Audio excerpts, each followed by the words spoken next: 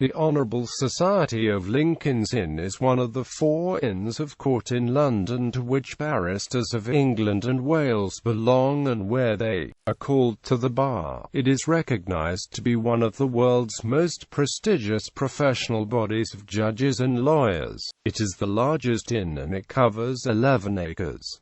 The other 3 are Middle Temple, Inner Temple and Gray's Inn. The inn is believed to be named after Henry de Lacy, 3rd Earl of Lincoln. The inn is also well known for its large garden and library, which have existed since 1422. Lincoln's Inn is situated in Holborn, in the London Borough of Camden, just on the border with the City of London and the City of Westminster, and across the road from London School of Economics and Political Science, Royal Courts of Justice and King's College London's Morn Library. The nearest tube station is Holborn Tube Station at Chancery Lane. Lincoln's Inn did not declare its specific foundation date, as there is a tradition that none of the Inns of Court regards itself to be any older than the others. The inn was home to numerous influential people, including prime ministers, chief judges and great leaders of nations. History.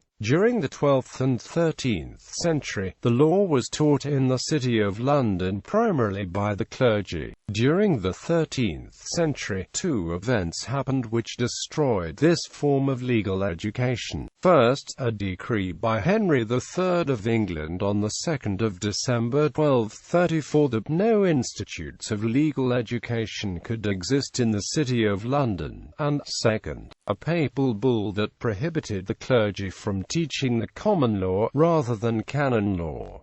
As a result, the system of legal education fell apart. The common lawyers migrated to the hamlet of Holborn, the nearest place to the law courts at Westminster Hall that was outside the city. As with the other Inns of Court, the precise date of founding of Lincoln's Inn is unknown. The inn can claim the oldest records. Its black books documenting the minutes of the governing council go back to 1422, and the earliest entries show that the inn was at that point an organized and disciplined body. The 3rd Earl of Lincoln had encouraged lawyers to move to Holborn, and they moved to Tavies Inn, one of the Inns of Chancery, later expanding into Furnival's Inn as well. It is felt that Lincoln's Inn became a formally organized Inn of Court soon after the Earl's death in 1310. At some point before 1422, the greater part of Lincoln's Inn, as they had become known, after the Earl moved to the estate of Ralph Neville, the Bishop of Chichester, near Chancery Lane. They retained Tavies and Furnival's Inn, using them as training houses for young lawyers, and fully purchased the properties in 1550 and 1547 respectively. In 1537, the land Lincoln's Inn sat on was sold by Bishop Richard Sampson to a bencher named William Sulyard, and his son sold the land to Lincoln's Inn in 1580.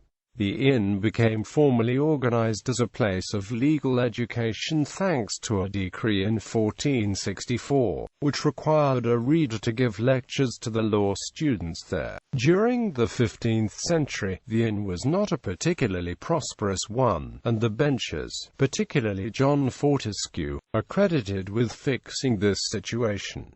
Structure and governance. Lincoln's Inn had no constitution of fundamental form of governance, and legislation was divided into 2 types: statutes, passed by the governors, and ordinances issued by the society. A third method used was to have individual fellows promise to fulfill a certain duty. The first known example is from 1435, and starts, "Here fellow in certines covenantris and promises made to the fellowship of Lincoln, YNE. The increase of the size of the inn led to a loss of its partially democratic nature. First in 1494, when it was decided that only benchers and governors should have a voice in calling people to the bar, and, by the end of the 16th century, benchers were almost entirely in control. Admissions were recorded in the Black Books and divided into two categories: clerks who were admitted to Clerks' Commons, and fellows socii who were admitted to Fellows' Commons. All entrants swore the same oath regardless of category, and some fellows were permitted to dine in Clerks' Commons as it cost less,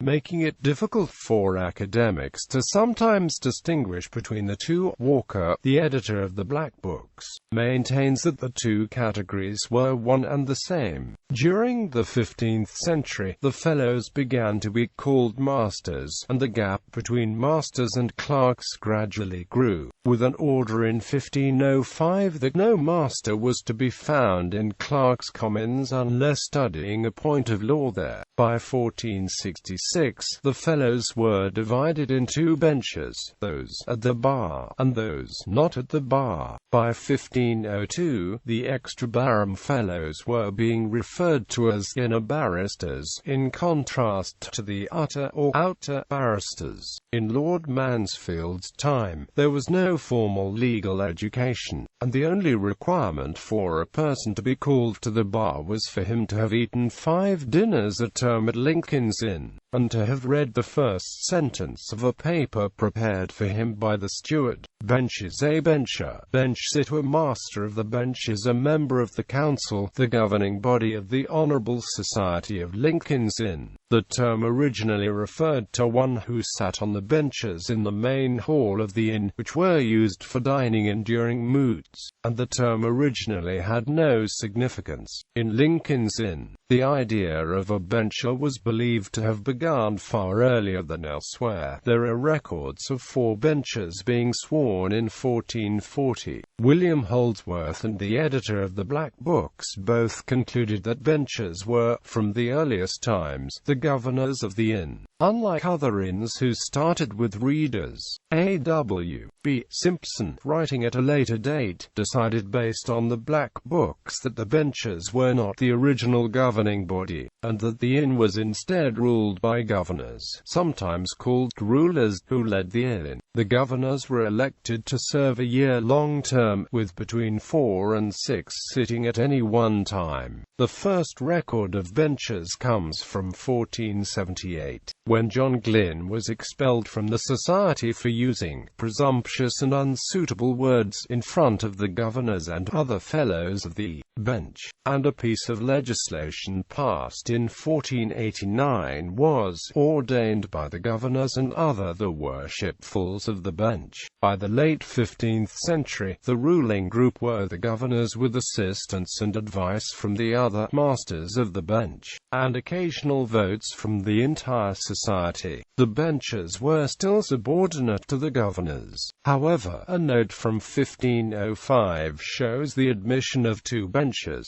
to aid and advice for the good governing of the inn, but not to vote. The practice of using governors died out in 1572, and from 1584 the term was applied to benches, with the power of a governor and a new bencher being synonymous. There are approximately 296 benchers at the moment, November 2013, with the body consisting of those members of the inn elected to high judicial office, those who have sat as Queen's Counsel for 6 or 7 years, and some of the more distinguished junior barristers. There are also additional benchers, members of the inn who have been successful in a profession other than the law, who have the rights of a normal bencher except that they cannot hold an office, such as treasurer. In addition, there are honorary benchers, who hold all the rights of a bencher except the right to vote and the right to hold an office. These are people of sufficient distinction who have been elected by the inn, and includes people such as Margaret Thatcher, former Prime Minister of the United Kingdom. In common with the other inns, Lincoln's Inn also has a royal bencher, members of the royal family who have been elected benches. The present royal bencher is Duke of Kent, who was elected after the death of the previous incumbent Princess Margaret. In 1943, when she was elected as royal bencher, Queen Mary became the first female bencher in any inn. His Royal Highness Prince Andrew, Duke of York, was elected a royal bencher in December 2012. buildings and architectural points of note. The inn is situated on Chancery Lane, north of Inner and Middle Temples and south of Gray's Inn. The inn is surrounded by a brick wall separating it from the street. This was first erected in 1562, and it is said that Ben Jonson did some of the brickwork, as well as the major buildings discussed below. The inn consists of 3 squares: Old Square, Old Buildings and Hardwick Buildings. First built in 1683, New Square, sometimes known as Searle Court, finished in about 1697, and Stone Buildings, partly built in 1780 by Robert Taylor and finished in 1845. New Square was originally named Searle's Court because it was built as a compromise between the inn and Henry Searle over ownership of the land. A compromise was made in 1682, and Searle built 11 brick sets of chambers on 3 sides of the square between 1682 and 1693. Alterations were made in 1843, when the open area in the middle was replaced by gardens and lawns. Because of its difficult history of ownership, some bits of the square are still freehold, with individuals owning floors or sections of floors within the buildings. The Lincoln's Inn Act 1860 was passed directly to allow the inn to charge the various freeholders in the square fees. Stone Buildings was built between 1775 and 1780 using the designs of Robert Taylor, with the exception of No. 7, which was built in 1845. The design was originally meant to be part of a massive rebuilding of the entire inn, but this was never completed. Stone Buildings were seriously damaged during the Blitz, but their external appearance remains much the same. No. 10 was originally provided by the inn to strengthen its ties with Chancery as the office of the 6 clerks of the Court of Chancery, with the inn taking it over when the clerks were abolished and the court moved to the Royal Courts of Justice in 1882. It is currently used as the headquarters of the Inns of Court and City Yeomanry, part of the Territorial Army. Lincoln's Inn has maintained a corps of volunteers in times of war since 1585, when 95 members of the inn made a pledge to protect Queen Elizabeth against Spain. George III gave the then temporary unit the epithet, the Devil's Own, which remains attached to the regiment to this day. Old Square and Old Buildings were built between 1525 and 1609, initially running between numbers chapter 1 and 26. Although one exists near the Gatehouse, the others now only run from 16 to 24, with some buildings having been merged to the point where the entrances for 25 and 26 now frame windows, not doorways. Hardwick Buildings was built in the 1960s, and changed its name from Hale Court in the 1990s. The buildings of Lincoln's Inn in Old Square, New Square and Stone Buildings are normally divided into 4 or 5 floors of chambers, with residential flats on the top floor. The buildings are used both by barristers and solicitors and other professional bodies. Old Hall. The Old Hall dates from at least 1489, when it replaced the smaller Bishop's Hall. The Old Hall is 71 feet long and 32 feet wide, although little remains of the original size and shape. It was significantly altered in 1625, 1652, 1706 and 1819. A former librarian reported that it was extensively remodeled by Francis Bernasconi in 1800. This remodeling led to the covering of the oak beams with a curved plaster ceiling, a most barbarous innovation. The weight of the plaster created the risk that the roof would collapse, and between 1924 and 1927 Sir John Simpson dismantled the entire hall, straightening warped timbers, removing the plaster, replacing any unserviceable sections and then putting the entire hall back together. It was reopened on the 22nd of November 1928 by Queen Mary. As well as its use for revels, moots and feasts, the Old Hall was also used as a court. The Master of the Rolls sat there between 1717 and 1724 while the Rolls Court was being rebuilt, and Lord Talbot used it as a court in 1733. From 1737 onward it was used to house the Court of Chancery, a practice that ended with the opening of the Royal Courts of Justice. The Hall's most famous use as a court is in the start of Charles Dickens' Bleak House, which opens with "London, Michaelmas term lately over," and the Lord Chancellor sitting in Lincoln's Inn Hall. It is now used for examinations, lectures, social functions, and can be hired for private events. Chapel. The first mention of a chapel in Lincoln's Inn comes from 1428. By the 17th century, this had become too small, and discussions started about building a new one in 1608. The current chapel was built between 1620 and 1623 by Inigo Jones, and was extensively rebuilt in 1797 and again in 1883. Other repairs took place in 1685 after the consultation of Christopher Wren, and again in 1915.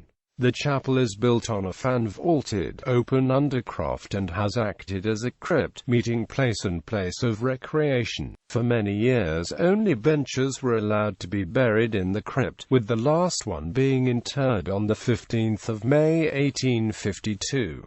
Before that, however, it was open to any member or servant of the society. In 1829 a former preacher was interred, and in 1780 William Turner, described as hatchkeeper and washpot to this Honourable society, was buried. The chapel has a bell said to date from 1596, although this is not considered likely. Traditionally, the bell would chime a curfew at 9 p.m., with a stroke for each year of the current treasurer's age. The bell would also chime between 12:30 and 1 p.m. when a bencher had died. Inside the chapel are 6 stained glass windows, 3 on each side, designed by the Van Lynch family. The chapel's first pipe organ was a Flyton Amp Robson model installed in 1820. A substantial William Hill organ replaced it in 1856, a model designed at the peak of his skill, with thick lead-and-tin pipes, a set of pedals, and 3 manuals. During its service years it was rebuilt 9 times, the final overhaul carried out in 1969. In the 2000s the organ, increasingly unreliable, was seen to have little unaltered initial material with little hope of returning it to original condition, and it was replaced with a Kenneth Tickle model, the new organ installed during 2009-2010. Great Hall. The Great Hall, or New Hall, was constructed during the 19th century. The inn's membership had grown to the point where the Old Hall was too small for meetings, and so the benchers decided to construct a new hall, also containing sizable rooms for their use, and a library. The new building was designed by Philip Hardwick, with the foundation stone laid on the 20th of April 1843 by James Lewis Knight Bruce, the treasurer. The building was completed by 1845, and opened by Queen Victoria on the 30th of October. The hall is 120 feet long, 45 feet wide, and 62 feet high, much larger than the Old Hall. The Great Hall is used for the call to the bar, as a dining place, and for concerts arranged through the Bar Musical Society. Library. The library was first mentioned in 1471, and originally existed in a building next to the Old Hall before being moved to a set of chambers at No. 2 stone buildings in 1787. A bequest by John Nethersale in 1497 is recorded as an early acquisition. The current library was built as part of the complex containing the Great Hall, and was finished in 1845. At this point it was 80 feet long, 40 feet wide and 44 feet high. It was extended in 1872 by George Gilbert Scott. The library contains a large collection of rare books, including the Hale manuscripts, the complete collection of Sir Matthew Hale, which he left to the inn on his death in 1676. The library also contains over 1,000 other rare manuscripts, and approximately 2,000 pamphlets. The total collection of the library, including textbooks and practitioners' works, is approximately 150,000 volumes. The collection also includes a complete set of parliamentary records. The library is open to all students and barristers of Lincoln's Inn, as well as outside scholars and solicitors by application. The library is primarily a reference library, so borrowing is restricted. The only other lending service available is offered by Middle Temple Library, which permits barristers and students of any inn, on production of suitable ID, to borrow current editions of textbooks that are not loose leaf, but not any other material, half an hour before closing for return by half an hour after opening the following day. Gatehouse. The Gatehouse is the oldest existing part of the inn, and was built between 1518 and 1521. The Gatehouse was mainly built thanks to the efforts of Sir Thomas Lovell, the treasurer at the time, who provided at least a third of the funds and oversaw the construction itself. As a result, his coat of arms hang on the gate, along with those of the Earl of Lincoln and Henry VIII. The Gatehouse is a large tower 4 stories high and features diagonal rows of dark oak bricks, along with a set of oak gates that date from 1564. The Gatehouse was restored in 1695 and again between 1967 and 1969. The arms of the treasurers for those years were added to the inward side of the Gatehouse itself. Minor repairs also took place in 1815, when the 3 coats of arms were repaired and cleaned. The image shown here, however, is in fact the Victorian gated entrance to Lincoln's Inn from Lincoln's Inn Fields, and is not to be confused with the ancient gatehouse of the eastern wall adjoining Chancery Lane. Coat of arms. For many years, the inn used the arms of the Earl of Lincoln as their own, emblazoned a lion rampant purpur in a field or a purple lion on a gold field. Around 1699, Sir Richard Holford discovered the inn's own coat of arms on a manuscript, granted to them in 1516. The arms are azure seamed a fleur-de-lis or on a decanton or a lion rampant purpur. Following validation using some heraldry books, the arms were placed first in the council chamber and then in the library. Since then, they have been used continuously in Lincoln's Inn. Notable members. List of members of Lincoln's Inn. Preachers of Lincoln's Inn. The office of Preacher of Lincoln's Inn. A preacher to Lincoln's Inn is a clerical office in the Church of England. Past incumbents include John Dunn, Reginald Heber, Edward Maltby, Henry Wace, William Warburton, Derek Watson. Other organizations based in the inn. The volunteer militia, later formalized within the Territorial Army, and today forming the headquarters of 68 Signal Squadron. Bibliography. Douthwaite, William Ralph. Gray's Inn, Its History and AMP Associations. Reeves and Turner, OCLC 2,578,698. Draper, Warwick. The Watts fresco in Lincoln's Inn. The Burlington Magazine for Connoisseurs. 9. ISSN 09510788.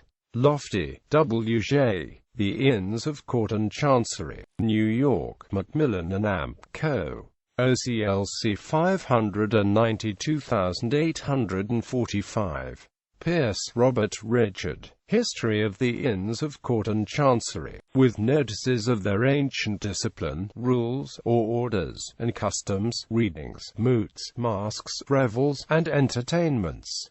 R. Bentley. OCLC 16,803,021.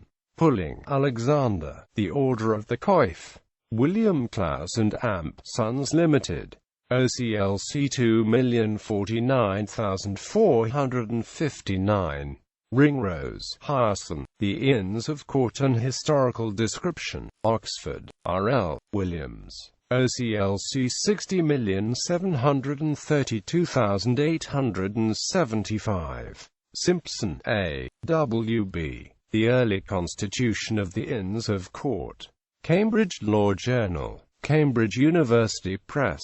34. ISSN 00081973. Spilsbury, William Holden. Lincoln's Inn, Its Ancient and Modern Buildings, with an account of the library. W. Pickering, OCLC 316,910,934. Stanford, Edward. Stanford's New London Guide. Stanford Edward Limited, OCLC 60,205,994. What? Francis Dunbar Plunkett Barton, Charles Benham. The Story of the Inns of Court. Boston, Houghton Mifflin, OCLC 77,565,485.